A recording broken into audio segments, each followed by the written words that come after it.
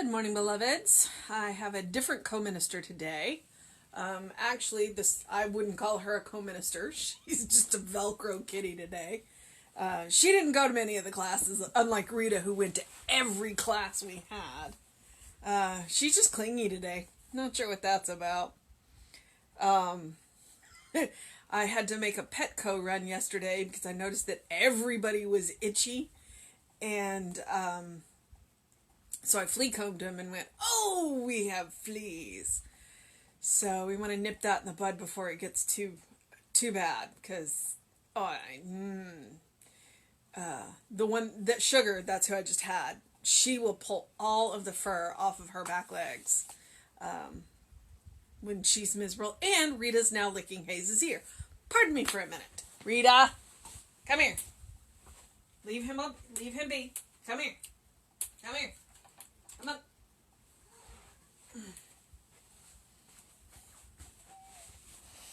Oh. That cat. Hayes has hyperthyroid and overactive thyroid. And he hated the pills. I mean, it got to the point that he would cry every time I came near him, and I couldn't bear that, and it wasn't fair to him. So we switched him to an ear gel medicine, and we just rub it in his ear, and he doesn't like it, but he doesn't cry. And it works, and but I'm guessing it must be sweet, because Rita and one of the other cats, Chico, will lick his ears. And I'm like, okay, one, he needs the medicine, and two, you don't. So stop that. And he just happens to be asleep in the corner over by the window in here with me. So, of course, what does she do? Go lick his ear. But welcome to Monday morning in my house. She's now over here sitting next to me purring. It's like, I didn't do anything. Yeah, right. You're not as innocent as you think you are. So I'm sure she'll make an appearance up here on camera in just a minute. But, alright, it is May 11th. Rita! And she's back. Rita, come here. Nothing like live, right? Come here, baby girl. Okay. Oh my gosh. You're just being a pain this morning. I love you. I hope everybody had a happy Mother's Day.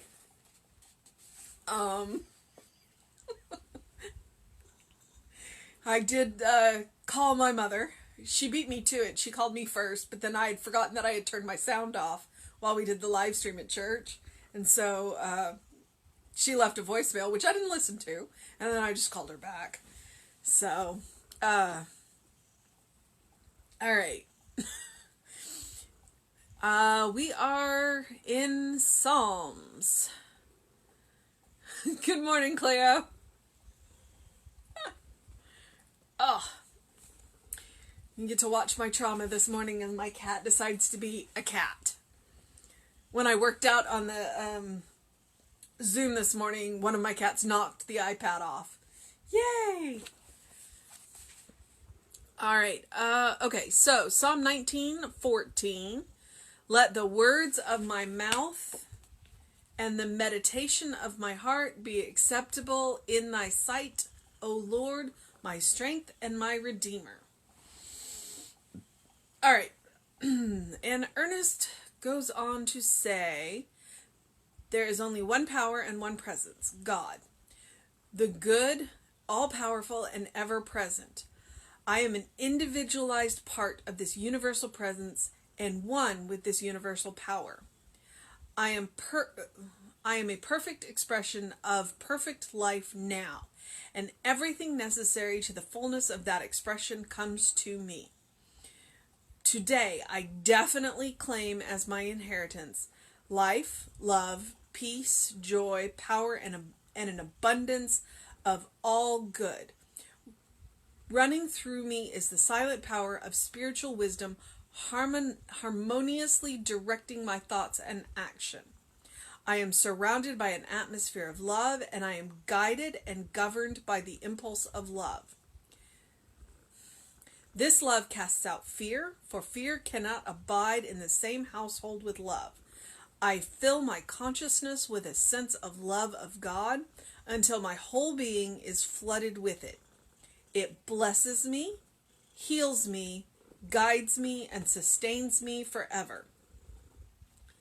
The life of God is my life, self-existence and immortal.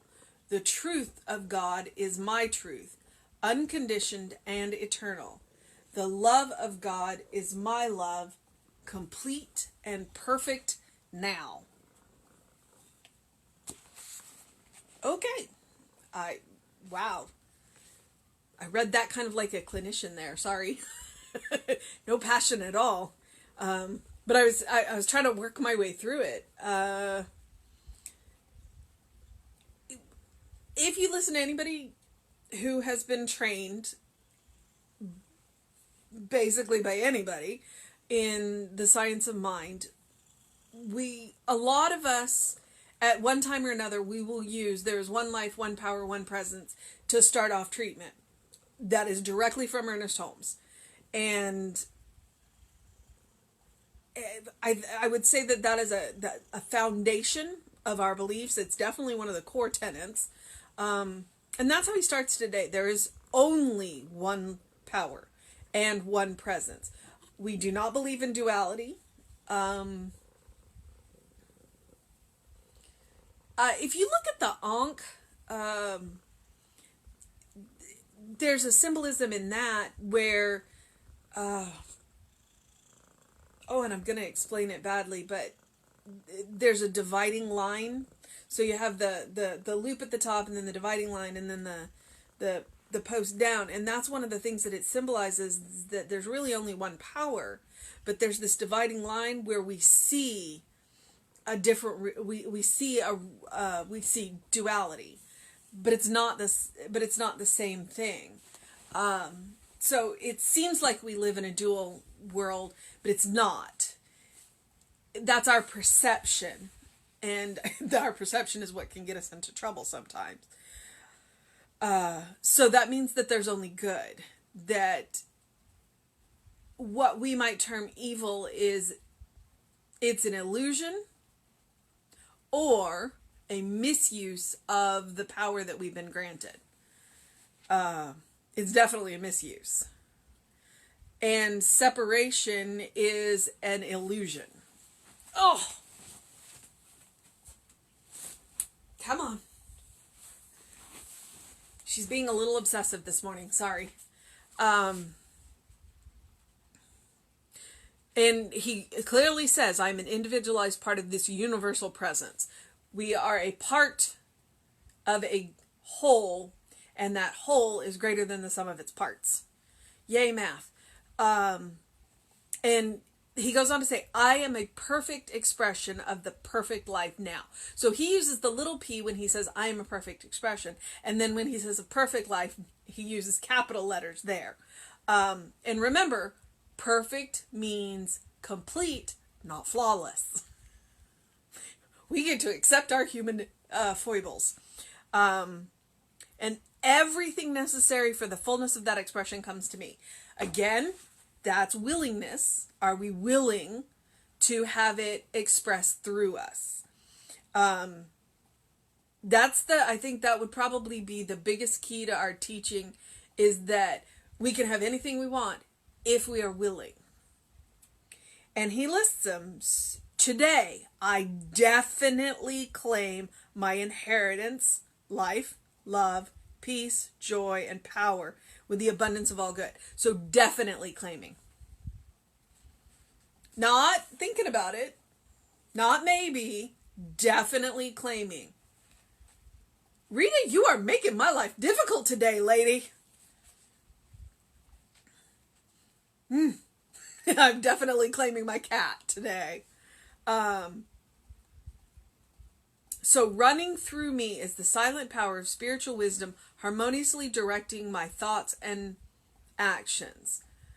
Okay, so if it is a silent power,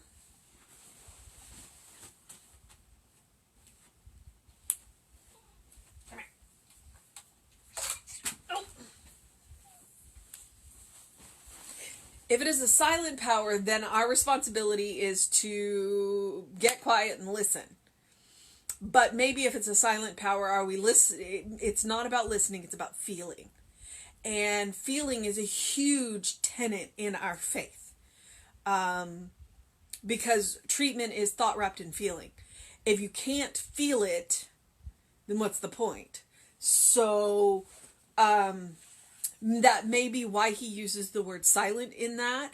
He's reminding us it is a silent power. That means we need to get quiet and open up our feelings and feel that power running through us. Now, I am surrounded by an atmosphere of love.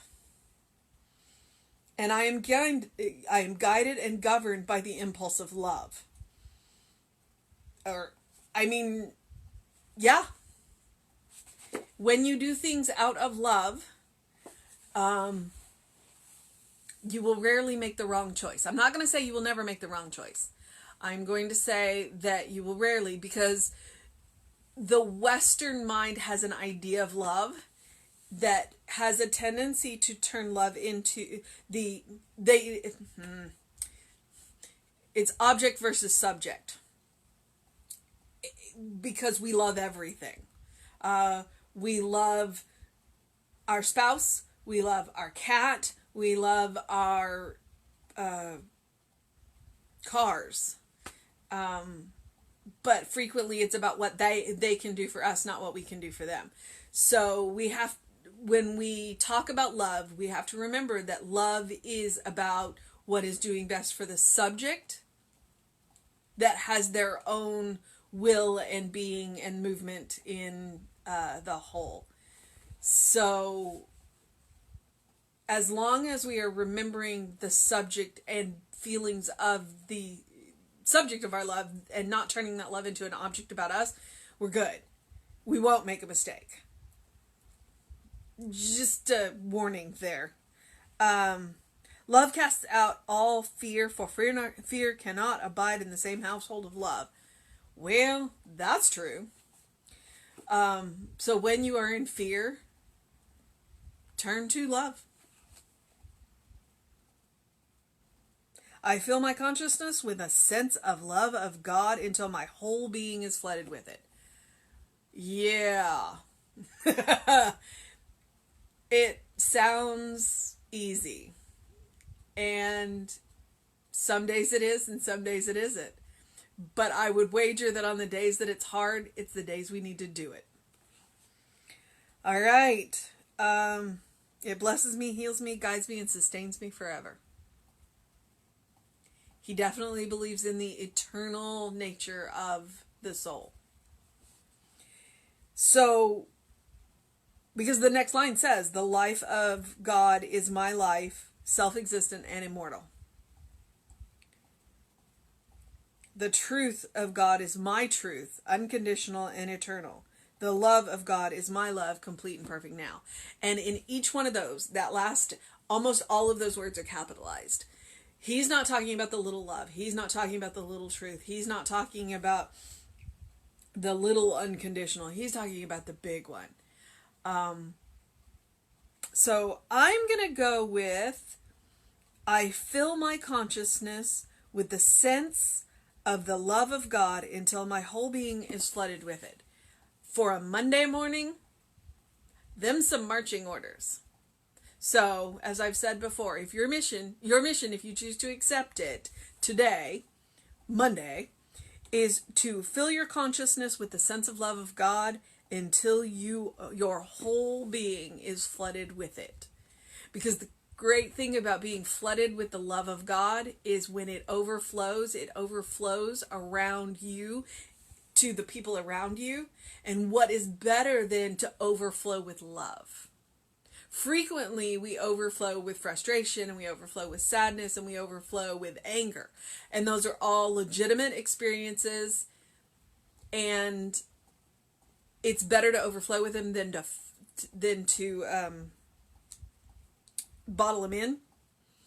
But today, overflow with love.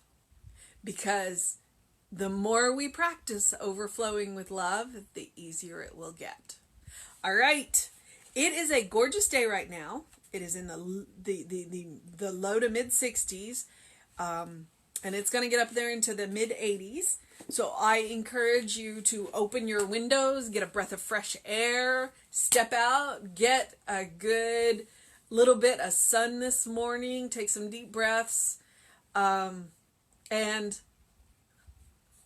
let that love flood your whole being. All right? Know that we are with you. Know that we love you. The live Sunday service is on Facebook. Please look it up in the videos.